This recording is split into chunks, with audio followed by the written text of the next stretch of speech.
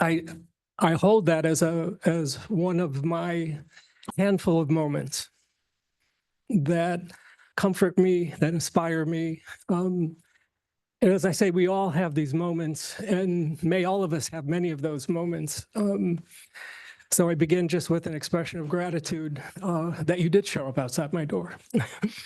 And it is all the more remarkable for me to read your biography on your academic website, thinking of I'm still sitting in that room, and there you are. And now I can read this paragraph. I would like to introduce Bobby just by reading the first paragraph from his bio that's on the web, just because it's a beautifully crafted bio, and it is wonderfully impressive.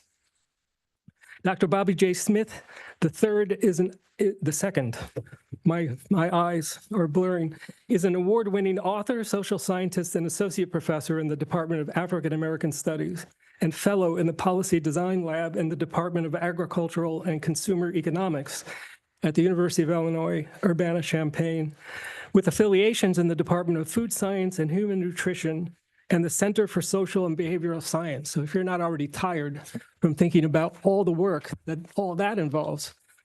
Trained as a sociologist with a background in agricultural economics, Dr. Smith's research, teaching, and service creates a public interdisciplinary space to explore how Black people's historical and contemporary relationships to food and agriculture have shaped both their lives and the world. More broadly, Dr. Smith is an expert in food justice, food systems analysis, food equity, agricultural history, agricultural industry issues, and equitable policy design. While at the University of Illinois, Dr. Smith's research has received international and national recognition.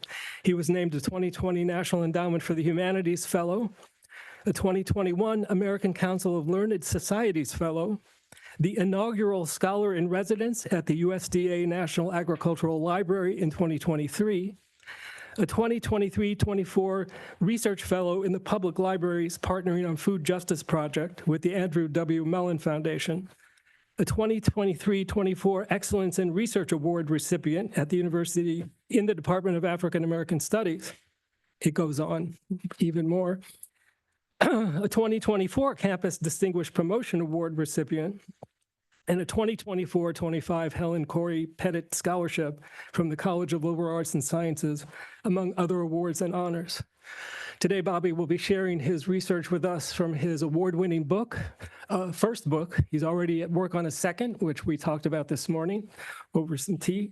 I could say many other things that's on the list. The one other thing I want to stress that I think is important, I've learned in knowing Bobby, he is a proud graduate of the Prairie University in Texas.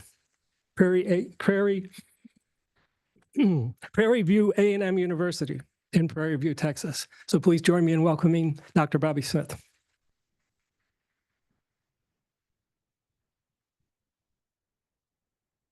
Thank you. Good afternoon. So they told me I could just stand here with the mic here. So can you all hear me? Everyone hear me? Perfect. I'm excited to be here. Thank you, Scott, for the kind introduction in reading my bio. I appreciate that. I don't have to say pretty much anything else about myself. I feel like you all know a little bit about me. I'll just repeat my name, of course, standard. Bobby J. Smith II is my name, an associate professor in the Department of African American Studies at the University of Illinois at Urbana-Champaign. I'm a proud graduate of Prairie View A&M University in Texas, and also a proud graduate of this department as well as the Cornell Dyson School as well. So I'm excited to be back here in Ithaca. It definitely is a full circle moment. Thank you to Ed for the kind invitation. Thank you to Mariah and Angelina and a number of other people who worked on the logistics, Krista as well. Thank you so much for all that you all did. I was supposed to come in April, couldn't make it in April, but I'm glad to be here today. So I'm going to talk a little bit about my book project, Food Power Politics, the food story of the Mississippi Civil Rights Movement. So I'm going to talk for about 20, 25 minutes, and then I really want to open it up to discussion. So please stay to the discussion if you all have time to stay for the discussion. I really think during those discussions is when we can think out loud as a collective group. I'll be talking about the food realities of rural Black communities in particular, and I'm convinced that those realities can help us think more about how we can discuss issues of equity and justice at the global level in the production, consumption, and distribution of food. With that being said, I will begin this lecture. In this lecture, I briefly outline the key interventions of my book, Food Power Politics, the food story of the Mississippi Civil Rights Movement, which is the inaugural book of the newly launched Black Food Justice series at the University of North Carolina Press. My book goes beyond the plate and kitchen table to explore how food emerged as a contested site of Black freedom during the Civil Rights Movement. Focusing on the movement in Mississippi, I show how food was used as a political and economic weapon against rural Black communities and how those communities responded and fought back by creating their own agricultural systems and innovative food networks through the prism and rubric of the civil rights struggle. Specifically, I provide a vivid portrait of how rural Black communities emphasize cultural food practices as sources of economic vitality and food security. Drawing on multiple disciplines at the intersection of Black studies, critical food studies, history, sociology, and Southern studies, my interpretation reinvigorates current food conversations, demonstrating how the political realities of Black people shape their foodways and how food reconfigures or even configures Black people's political status and cultural importance. Accordingly, I reposition the civil rights movement as a litmus test to measure how far the nation's food system has progressed and also identify blind spots that illuminate the persistence of food inequities. My book is not just about the past. It also speaks to the present, showing how rural Black youth in the Mississippi Delta, which I'll talk about later, are now designing their own food systems that cultivate social change and ensure brighter food futures for all, futures that will be sustainable, equitable, and inclusive. The lecture proceeds as follows. I'll begin with part one of the lecture, which provides a background and context of the particular lecture. I'll talk a little bit about the book origins, a theoretical framework that my book, interventions that my book makes, and also the food context of my book. Part two, we'll take a brief look inside the book. I'll discuss each chapter very briefly, so you won't be here long, so don't worry about that. Very briefly will I go through each chapter in the book. And then in part three, I'll talk about how I see my book as not a final product, but more as an entry point into a broader conversation about what I call the food story of the Mississippi Civil Rights Movement. So we can begin part one. So this book was born, actually the ideas around this book were actually born right here in Warren Hall, just a few classrooms down. In the spring of 2016, I took Scott Peters' community organizing and development class. And we were learning about how communities organize both here in the U.S. but also around the world. During that class, so at the time I'd already got my master's in the Dyson School, and I'd been thinking about questions around agricultural and food production, and I began leaning towards thinking more about social justice ideas around the production, consumption, and distribution of food. So when I began to take Scott's class in community organizing and development, we started thinking about how all the readings in his class could relate to our particular interests. So again, at the time, I was interested in social justice in Black communities around their food realities. So Scott assigned a book by Charles Payne, a well-known sociologist, called I've Got the Light of Freedom. In that book, Charles Payne rehearses the civil rights movement in Mississippi. So during the time as we were reading it, Scott always reminded me and my partner who were taking the class, the partner I was assigned to in your class, Scott always reminded us when you read books or you read literature in class, you always want to connect the readings back to your project. So that's also advice for graduate students. Every time you're reading any literature in class, you should always be connecting that literature directly to your project because it's designed to do that. So as I was reading Charles Payne's book, I was wondering how can the Mississippi Civil Rights Movement help me think about food justice today? As I understand the food, or how I understood the Civil Rights Movement at the time, it was a movement about voting rights, education, and segregation. So as I was reading Charles Payne's book, I kept thinking, okay, how can this teach me about food justice? If anyone's ever read Charles Payne's book, it's over 400 pages. So of course, in true Scott Peters fashion, he expected us to read the entire book within 2 weeks. So of course, we read the book, we get through it. So I'm reading chapter 1, there's no food. Reading chapter 2, there's no food. Reading chapter 3, okay, I'm like, Scott, there's literally no food in this book. Chapter 4, there's still no food. I get to chapter 5, where Charles Payne talks about the city of Greenwood in the Yazoo, Mississippi Delta region of the state of Mississippi, which I'll show that region later on. And it was in chapter 5, about 10 pages, roughly 10 pages, where Charles Payne narrates what he calls, or what we come to know as, the Greenwood food blockade. It's the first time that food enters the civil rights story and takes a center stage. It's a moment where white elected officials in rural Mississippi decided to dismantle a federal food program in response to, or as a form of, should I say, as a form of voter suppression. I'll talk a little bit more about that when I talk about chapter 1 of my book. But it was the first time that I saw food in the civil rights story. And those 10 pages became the foundation of my dissertation project, which became the foundation of my actual book project, Food, Power, Politics, the Food Story of the Mississippi Civil Rights Movement. So after taking Scott's class, Scott agreed to be my dissertation advisor. So Scott, along with the department chair, Lori Leonard, as well as Nolire Rooks, who used to be a chair of Black Studies here, but is now chair of Black Studies at Brown University, became my committee. And it was through several conversations between the spring of 2016 and the summer of 2017 where my dissertation project came more into focus. I became more aware about what I was seeking to do in a dissertation project. So around that time in the spring of 2017, I got an email about a fellowship program in Mississippi known as the Medgar and Murley Evers Fellowship Program. It was a scholarship at the time, but now a fellowship. Medgar and Murley Evers were well-known. Medgar Evers was a well-known activist in Mississippi. So we think about people like Martin Luther King Jr. He was the Martin Luther King Jr. of Mississippi. So I applied for this fellowship, and the fellowship was for both late-stage PhD students or PhD candidates and also early career faculty members. I applied for the Medgar and Murley Evers Research Scholarship, now fellowship, and received it. So I showed this picture because this is one of the first times that I ever got recognized nationally for my dissertation work. And it was a fellowship that really offered me a tremendous opportunity to engage with what I now know as the food story of the Mississippi Civil Rights Movement. So that's a very quick origin story around the book. Obviously, I can talk more about how I came into the book during our Q&A, but that's a quick origin story of the book. So now we can get right into the book. So I began this book with the words of Black chef Omar Tate. Food is a weapon that has been used against us, but food is also a shield.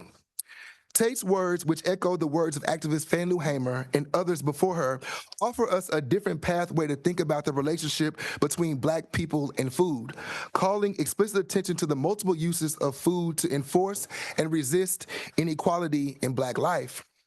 Food is a weapon that has been used against us, tells a story of what political scientists, legal scholars, and historians call food power. The term food power is used to capture the ways in which food is weaponized, or the means to access food is weaponized in times of international conflict and war. Transposing this concept of food power into everyday Black life, food power as a concept illuminates how food is transformed into a site of inequality and oppression designed to harm Black life. While the concept of food power is useful for interpreting how food is used as a weapon against Black people, it fails to interpret how Black people respond or responded to such oppression. I argue that Black people engaged in a process that enabled them to reconfigure and reimagine what it meant to weaponize food through emancipatory terms, what I call emancipatory food power. So the second part of Tate's quote, "But food is also a shield," points to a story of what I call emancipatory food power. Emancipatory food power authorizes Black people to use food as a site of political, social, and economic change that can protect them from food as a form of inequality. For some, the first story rings or conjures up ideas of oppression. Many people argue that this story of oppression has been rehearsed too often and does not offer a blueprint for how to overcome such oppression. for others. The second story of emancipatory food power helps us more today by showing how Black people created food mechanisms to free themselves, even if temporarily, from oppression. But the contours of both stories, when read together, unveil a collage of food stories about what I call food power politics. So food power politics is not only the title of my book, it's also the intervention I make in the book, a theoretical framework I created. Food power politics is defined as any set of interactions during times of conflict, whether formal or informal, between social actors that strategically use food in oppressive or emancipatory ways to mitigate the impact of the conflict. Such food stories in Black life in general, and the civil rights movement in particular in Mississippi, show us a food story that has lain dormant in this narrative. In the context of the civil rights movement in Mississippi, these food stories are part of what prominent activists Bob Moses and Charlie Cobb described as important dimensions of the Mississippi movement, and the movement more in general, that have almost been completely lost in images of hand clapping, song-filled rallies for protest demonstrations that have come to define portrayals of the 1960s civil rights meetings. We think of dynamic individuals using their powerful voices to inspire listening crowds. So I do all that early work, so I have a lot of words first. I want to make sure we're all on the same page with language before I get into the actual chapters of the book. So in my book, I argue that what I call the food story of the Mississippi Civil Rights Movement in the Yazoo, Mississippi Delta region of the state of Mississippi provides a quintessential example of what I call food power politics in Black life. I want to pause here and make sure that everyone understands. When I say the Yazoo, Mississippi Delta region of the state of Mississippi, I'm speaking of the northwest quadrant of the state of Mississippi, which is bordered by the Mississippi River. And the reason why we call it the Yazoo, Mississippi Delta region of the state of Mississippi is because it's an area, the soil of the area has been characterized by the confluence of two of these rivers, the Mississippi River and the Yazoo River. For people who are familiar with the Mississippi Delta region of Mississippi, then you know it has some of the most fertile soil in the world. In fact, the Yazoo, Mississippi Delta region of Mississippi, which is comprised of some 18 counties, actually was a cotton capital of the world for many decades. So when we talk about the Yazoo, Mississippi Delta region, we're talking about a very important agricultural region, not only to the U.S., but also to the world. So again, in my book, I argue that this food story of the civil rights movement located in this region provides us a front row seat, if you will, at what food power politics looks like in Black life. Activists and writers and scholars have hinted at this food story, shedding a crucial light on many, many instances, including Faneuil Hamer's Freedom Farms Cooperative and its impact on the region. But Hamer's work is one moment in a larger food story that I tell about the movement. This food story spans across at least 4 moments in the civil rights movement from then to today. The 4 moments I write about in my book are the 1962 through 1963 Greenwood food blockade. I also talk about an understudied food stamp campaign ignited by white grocery store owners in the early 1900s. I also talk about the development of the North Bolivar County Farm Cooperative in rural Mississippi. And then I also talk about the contemporary food justice efforts of a group of rural Black youth known as the North Bolivar County Good Food Revolution.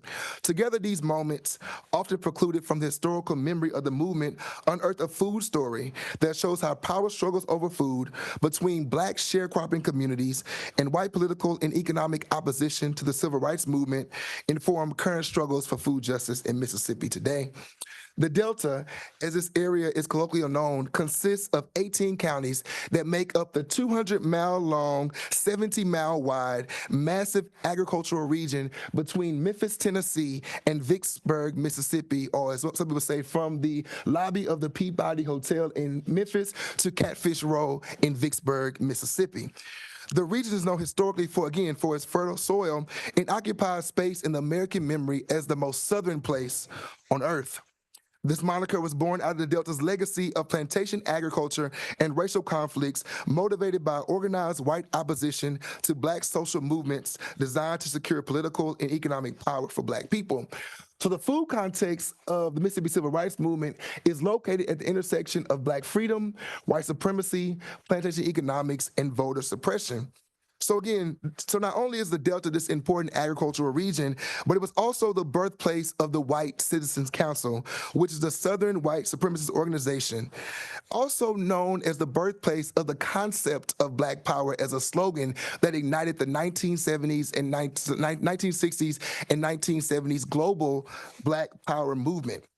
The White Citizens Council was created in 1954 and represented what Clyde Woods described as the Delta's plantation bloc, white plantation owners, businessmen, and elected officials.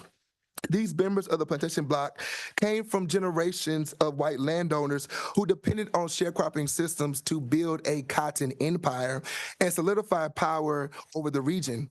Black sharecroppers and their families represented the Black working class and were the backbone of the region's agricultural economy. The relationship between the plantation bloc and Black sharecroppers in the Delta evolved in what Saidiya Hartman calls the afterlife of slavery and is characterized by two phases of the sharecropping system from the 1800s to the 1960s that perpetuated uneven racialized power relations that trickled down to every aspect of Black life in their region, including the ways in which Black sharecroppers secured food for their families. To understand the food story of the Mississippi Civil Rights Movement that I tell in my book, we have to understand the three ways that Black sharecroppers access food in the context of this movement around food. The first way they access food was through what some people call truck patches. So particularly rural Black sharecroppers found themselves growing truck patches right next to plantation shacks. So if anybody is familiar with the plantation economy and you've seen a plantation before, usually the workers, whether farm workers, even sharecroppers, have their own housing quarters, if you will. And next to those housing quarters, they would often grow gardens, or what they would call truck patches. They would grow fresh vegetables. They would also raise things like hogs and chickens and things of that nature as well. They also grew sweet potatoes as desserts and sweets and things like that. So the truck patch is a very important part of access to food for Black sharecropping communities. But remember, it was on a plantation, so they didn't own the land that a truck patch was located on. So during good crop years, when the price of cotton in particular in Mississippi went up, Black sharecroppers were forced to not grow on truck patches. In response, they accessed food through plantation commissary stores. Many people have heard of the idea of a commissary, and on plantations, they had these commissary stores where sharecroppers would go not only buy seed to grow crops, but also where they would access food. But the commissary is not just a simple store. It is actually a site of several business relations and contractual agreements that were designed throughout the times. But whenever they couldn't get food through the commissary stores, they got food through what was called the Federal Surplus Commodities Food Program. If anybody's familiar with the government food programs, whether it's government cheese or government peanut butter or government meat, this program or government canned meat is how Black sharecropping communities access food. So remember, the ways in which they access food was not under their control. So whether it was via truck patch, whether it was via the plantation commissary stores, or whether it was via the Federal Surplus Commodities Program, they could not access food in their own ways. So they were stripped of their agency and autonomy in the production, in the consumption of food. So moving into my book project particularly, the reason why I tend to end with thinking about the Federal Surplus Commodities Food Program is because it is at the center of the first chapter of my book, which is called Food Denied, Food for Freedom, the 1962 through 1963 Greenwood Food Blockade.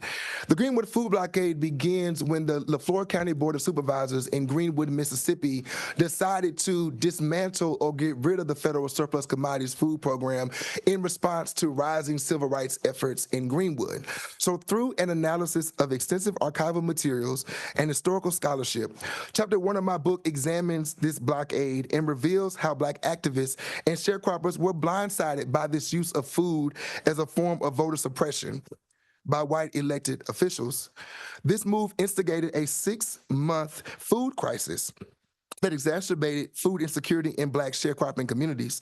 In response, the communities organized with civil rights activists to operationalize what they called the Food for Freedom Program, a translocal network of actors, including activists, sharecroppers, community leaders, and other political figures that came together to transform food into a symbol of freedom.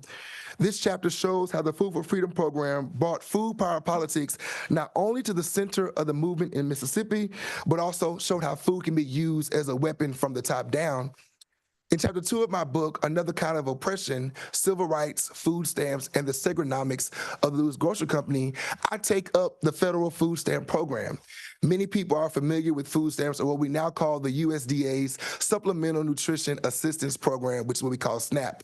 In chapter 2 of my book, I look at the origins of the food stamp program in the nation through the prism of Mississippi, and I show that the early days of the food stamp program were not designed to food people, not designed to feed people, but also it was designed to ensure that commercial food, that grocers could actually make money off of the food stamp program. So in that chapter, I draw on rarely used archival materials, newspapers, legislative hearings, and correspondence to document a forgotten campaign. So white grocery store owners decided to organize to get food stamps to Mississippi. It was led by the Lewis Grocery Company, who at the time was Mississippi's largest wholesaler retailer in the state of Mississippi. Activists like Fannie Hamer and others called the federal food stamp program another kind of oppression. This chapter reveals how the advent of food stamps in Mississippi was instigated by the president of the Lewis Grocery Company to protect the self-interest of white grocers and to reinforce their dominance over commercial food spaces. This level of food power shaped by white supremacy was rooted in the history of the Lewis Grocery Company and also plantation economics. What I attempt to do in this particular chapter is show food power politics from the top down. But in chapter 3 of my book, I talk about food power politics from the bottom up. In chapter 3, titled Black Food, Black Jobs, Emancipatory Food Power, and the North Bolivar County Farm Cooperative, I talk about the ways in which the North Bolivar County Farm Cooperative organized to generate what I call emancipatory food power in the civil rights movement. To do this, the cooperative created a local Black food economy that empowered Black sharecroppers and especially rural Black mothers to place their material needs at the center of the movement. Facing a shifting civil rights movement in the post-1965 era that collided with food stamp politics, the cooperative really began to engage with also changes in the agricultural economy of the region. Led by activist Mrs. Elsie Dorsey, who is the topic of my lecture tomorrow at G10 Biotech. Elsie Dorsey leads the cooperative to think about how they can reclaim their Black agrarian tradition in a time where the agricultural economy of the Yazoo, Mississippi Delta is actually collapsing. So what happens in this particular chapter is that it shows how the tradition of emancipatory food power can sustain the lives of not only members of the North Bolivar County Farm Cooperative, but also people in their communities. The reason why I want to make sure I take a little more time just to talk about the North Bolivar County Farm Cooperative, because it was a very expansive cooperative. Not only was it a cooperative around farming, but they also had a bookstore. They had a sandwich shop. They also had a food program. They also had a frozen food locker. This was a very expansive cooperative that was located across 13 communities in the northern part of Bolivar County. In chapter 4 of my book, I fast forward to the present, and I study a group of rural Black youth known as the North Bolivar County Good Food Revolution. Many of these rural Black youth are direct descendants from the sharecroppers who were a part of the North Bolivar County Farm Cooperative. In fact, the farm that is owned by the North Bolivar County Good Food Revolution, their first farm they owned was actually directly 1 mile down the same street from where the North Bolivar County Farm Cooperative was located. So there's direct connections between the past and the present right through the work of the North Bolivar County Good Food Revolution. I examine how Black youth in this organization are extending the civil rights struggle and engaging with some questions that were unanswered in the Mississippi civil rights movement. Many of the youth, as I said before, are direct descendants of the sharecroppers who were a part of the North Bolivar County Farm Cooperative. While the geographic lines that demarcated large plantations in the region have long disappeared, questions around food struggles remain. In fact, through agripreneurship, farming, and youth leadership development, the North Bolivar County Good Food Revolution takes up these questions to operationalize their vision for their growing food justice movement in the Delta. This particular food justice movement builds on the past to build sustainable Black food futures where Black communities have food security and the power to dictate when, where, and how they access food. So part 3, Again, as I said before, I see my book as an entry point. I definitely went through my book very, very fast, so I definitely look forward to the conversation, and I'm happy to clarify anything. But I want to do that because what my book seeks to do is to reveal a montage of episodes in the Black past, but also in the present of Black life, to think about how food reconfigures people's lives. I conclude my book by discussing how the food story of the Mississippi Civil Rights Movement challenges us to think explicitly about how we understand the civil rights movement and how it can be used to enhance current struggles for food justice and food sovereignty in Black communities. More broadly, the food story I offer in this particular book thinks about how it helps us understand how to deal with issues around food insecurity by confronting and redefining power structures that shape how food is produced, consumed, distributed, and accessed, offering us ways that we can begin to build out and expand a new model of actionable steps towards achieving food security. The conclusion of my book clarifies how I think about food power politics and how it can be used as a way to study the past. The conclusion ends by reflecting on how this book creates a space to think critically about the interaction between food and power in Black life, offering us a way to rethink the past, navigate the present, and build a socially just and food secure future for all. In closing, writing this book was a watershed moment in my intellectual journey across the Black landscape of Black American foodways, an ode to the food justice movement. For the past decade, I have worked through various organizations to mitigate the impact of food inequities at the nexus of race, gender, sexuality, and class in Black and other marginalized communities. I anchor my food research along the contours of Black life, and I'm dedicated to producing socially responsible food scholarship. Food Power Politics represents this dedication. Thank you for listening.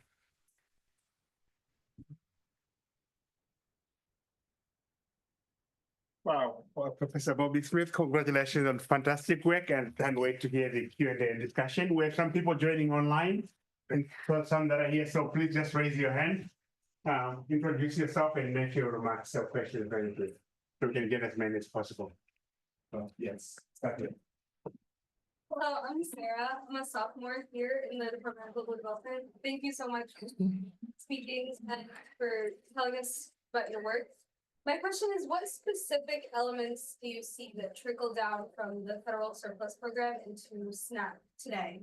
And I think the main thing that so in terms of thinking about what trickles down. So one thing I see trickling down is that these programs today we see those programs as programs designed to feed people. And I think when we read legislatively about these programs are only partially designed to feed people. But we recognize that SNAP program is actually a way that many people begin to access food, or all their food realities are shaped by a SNAP program. So what we see trickling down from the past is that one thing we see is that these particular programs trickle down in that they seek to shape how people access food. But it doesn't necessarily prepare people or promote autonomy and agency in accessing food, and that it also creates a type of dependence. So what we see trickling down from the past to the present is how these programs manufacture dependence on particular food programs where people need this food, and without these programs, they otherwise wouldn't get food. So some of the things we see is that it's not designed to promote agency and autonomy. It's actually designed to promote some level of force, in my idea, forced dependency. Thank you. Yes, Angela, I keep monitoring the online, and if anybody has questions online. Questions? Oh, yes, please. Thank you so much for your talk. It's really inspiring. I am wondering. Yeah, I gave you that. Yeah, they seem to hear on. Try this. Oh, one. okay. Try this one. I think my question mainly centers on how the folks in the Delta region, how they came together, how they sort of bridged any gaps in ideology. My work really is trying to bring sort of broad-based coalitions together, and I'm really interested in how like what characteristics of those collaborations and how people began to take care of each other and feed each other outside of those federal frameworks. Yeah, thank you. Yeah, so at the University of Illinois, I teach a class called Race and Food Security, and about 3 weeks we were talking about this very thing. They actually read a chapter from my book, and they asked me really about how were they able to build this coalition in the 1960s. I mean, so what I didn't say was that the cooperative was some 800 families. So you're talking about 800 families in a rural area organizing in a cooperative. How were they able to do it in the age of no text message? So, or emails or group chats or all kinds of things we have now. One way they were able to do it was because they saw, we were we think about care as a shared risk. So they understood that care was a shared risk. So this comes out of thinking about the work of Ashanti Reese and Dara Cooper's work around Black feminist food possibilities, and they see care as a form of shared risk. So they understood what was at stake collectively. It wasn't one person trying to convince them that they had oppression. They understood they were oppressed, but as Elsie Dorsey said, they also knew how to grow vegetables. So it wasn't that they were only oppressed and didn't know how to do or make do or survive. So the way in which they organized was around this collective responsibility for feeding your community. And that comes directly out of their experiences on plantations, and that many times plantation homes were not only truck patch gardens, but the truck patch garden was a part of a network of gardens where one person grew this and another person grew this. And while they weren't a formal cooperative, they worked cooperatively. So the way in which they organized was that they understood what was at stake. Now, of course, there were a number of blind spots they had as well, particularly thinking about gender dynamics. They expected women to still take on the role of providing food and nourishing families. However, women also were able to exercise agency and autonomy in controlling the ways in which their families ate and actually push their families to eat better. So I think care as a shared risk is really important here because they understood what was at stake collectively, and they didn't move forward. And for them, they didn't get hung up on what the problem was. Today, when we think about social justice concerns, we're having a lot of conversations about what is the problem. We all are in university environments where we thrive off of trying to understand what the problem is. These folks knew what the problem was, so they could fast forward past knowing what the problem was and get right to building solutions. But these solutions were informed by problems in the context. They understood Black freedom, white supremacy, potential economics, and voter suppression, and how all that collided together to shape their direct lives. So they had an analysis that was strong, and because of that analysis, they could move towards drafting some type of solution and experimenting with different ways of knowing and being on the land. Question from online audience. From our online audience, Elizabeth asks, what is the role now of local policy leaders in uplifting the food revolutions, especially led by youth? Yeah, I think local politics is a really, really important conversation to have right now. And thinking about, so often we think about federal policies, and federal policies do play a major role in people's everyday lives, but also local policies matter as well. And I think for us, when we think about those local elected officials, or I'm thinking about maybe some county boards and things like that, particularly think about Tompkins County as well, and actually really organizing with these pre-existing networks. There are already networks of people who are doing food work right here. So how do we carve out a space in existing networks and center youth? The reason why I end my book with youth is because we always say, oh, youth are the future, but we never really think strategically about how to invest in youth. Youth have to be taught how to grow food because we haven't passed down these types of things. Well, youth need to understand food literacy. And let's be very clear. Food literacy is not about assuming people don't know how to eat good. Food literacy is building on skills they already have.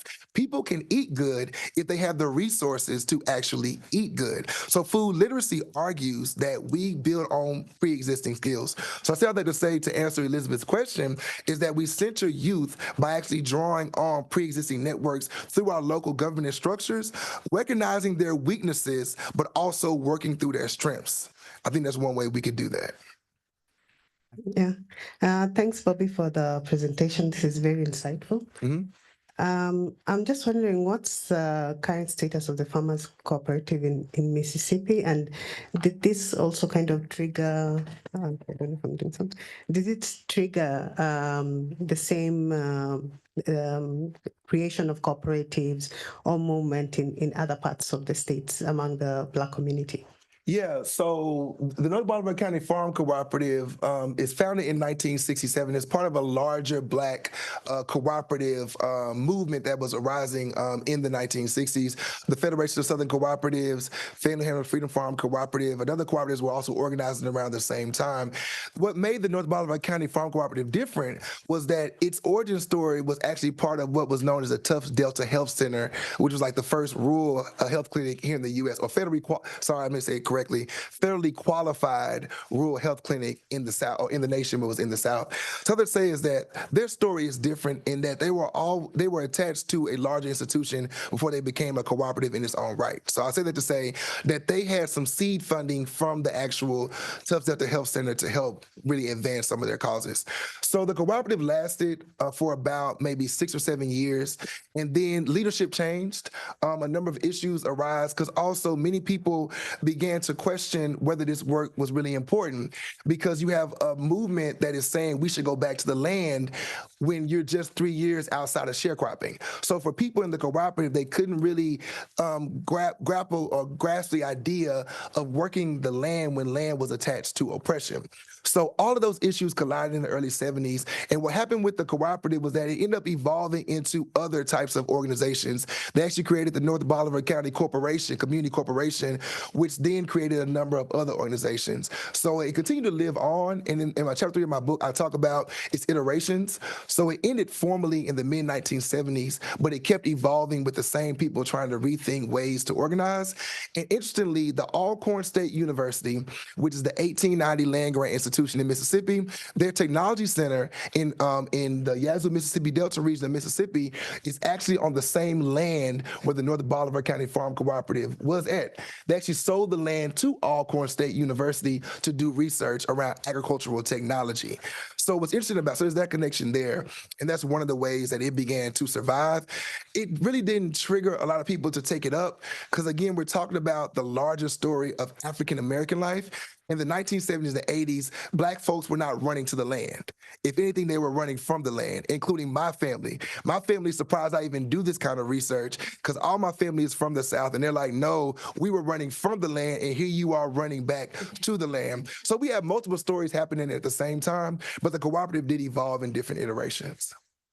Thank you for your question. Bobby, I have a question myself. Obviously, this book looks at the local dynamics in the US here, but food, power, and politics is a global phenomenon.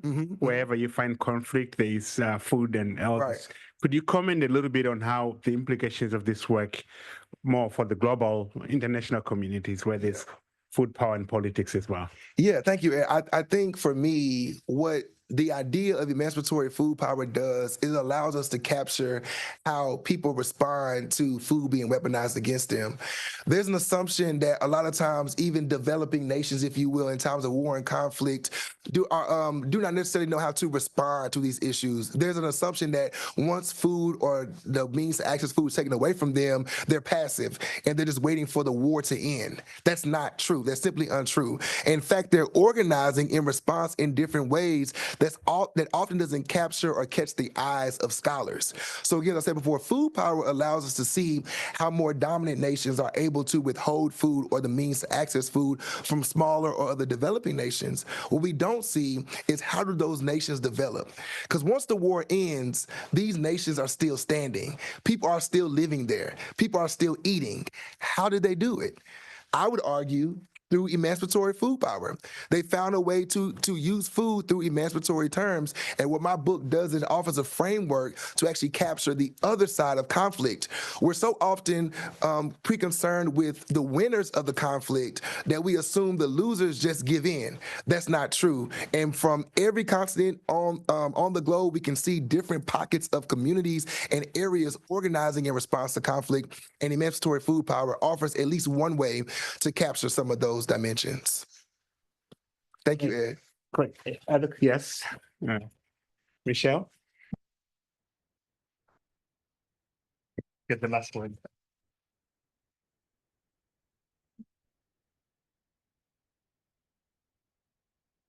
Thank you so much. I'm in Scott's class this semester, so I saw you a couple months ago or a couple weeks ago and read part of your book. I'm curious if you can describe the current situation with the collective in Bolivar County and some of their top challenges and assets that they have. Yes, so I am happy to discuss chapter 4 of my book, or the current context of chapter 4 of my book. The North Bolivar County Good Food Revolution, when this book came out, they were only occupying some land that was donated by a Black farmer in Mound Bayou, Mississippi, which is one of the oldest Black towns in the U.S. So as of now, they actually have organized, they bought land in nearby Cleveland, Mississippi, which is right south of them, about 10 miles south of them. They have their own land they own now. It's about 13 acres in Cleveland, Mississippi, where they're organizing around, they have a farmer's market, they have an actual on-site demonstration kitchen, they have a pavilion, all this land now. So they're doing really, really good. The challenge is, as I write about at the end of chapter 4 of my book, is that you're working with youth, and youth is a revolving door. If you work with high school students in 4 years in a rural space, people are trying to do what when they graduate? Leave. They are not trying to stay in a rural area because there's no amenities there and there's no economic development to give them jobs. So this organization was founded as a way to give them jobs or give them training in agriculture in hopes they will take up agriculture as a way, whether it's through agricultural education, also become farmers. But the challenge is that every 4 years, they have a new group of students that they have to retrain. So right now they're struggling with how do we pass down this knowledge to keep it from one group of students to another. And this is the challenge we're working with youth in general. This happens to churches all the time. You have like a youth choir, for example. You have a great youth choir for like 4 years. And then after 4 years, the youth choir is like back down to 2 people. It's like, how do we redo it? It's the same thing happening everywhere. And we don't take enough time to center youth. So the youth problem is that when you're organized, particularly in a rural area or underdeveloped area, we're training them, but sometimes our training is actually allowing them, exposing to new worlds, and they want to live in those new worlds. So they leave. So the struggle is right now with the North Bolivar County Good Food Revolution and a lot of youth movements around the world is that the revolving door of youth power is a struggle. And how do we maintain the integrity of our work? How do we also feed people? And I'll end here is that we're talking about feeding people. This is a very intimate situation. We're not talking about just only education or some other issues. We're talking about people's ability to live. And that's how serious this is. So when we center youth, we have to think about how are we going to make sure they live and then their children live and then their children's children live and their communities live as well. So right now, the North Bolivar County Good Food Revolution is dealing with those issues, but they're dealing with it on their own land, on their own infrastructure. And that is a beautiful story, at least in my eyes. Thank you. We'll close with one last question from the online audience. Let's do it. Again, from the online audience, Mark Juan asked, how might a cooperative model look like in an urban context like Chicago? Are there any learnings or parallels from the rural context?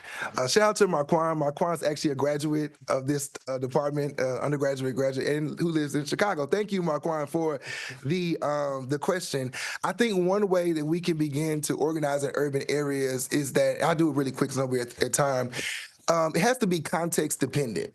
We can't just transport what the North Bolivar County Good Food Revolution or the Farm Cooperative did. We have to be context dependent. So it requires us to understand what are some of the issues around food insecurity and how does it impact particularly urban Black communities. And those particularities is where we begin to find solutions. So one way we do it is by making sure that our solutions or our at least our drafts of solutions are context dependent, because what the youth are dealing with in rural Mississippi are not what youth are dealing with in urban Chicago. But what we can also learn is that youth development is the same everywhere in terms of how things are happening with the revolving door, because even folks in urban Chicago also want to get out their neighborhood as well.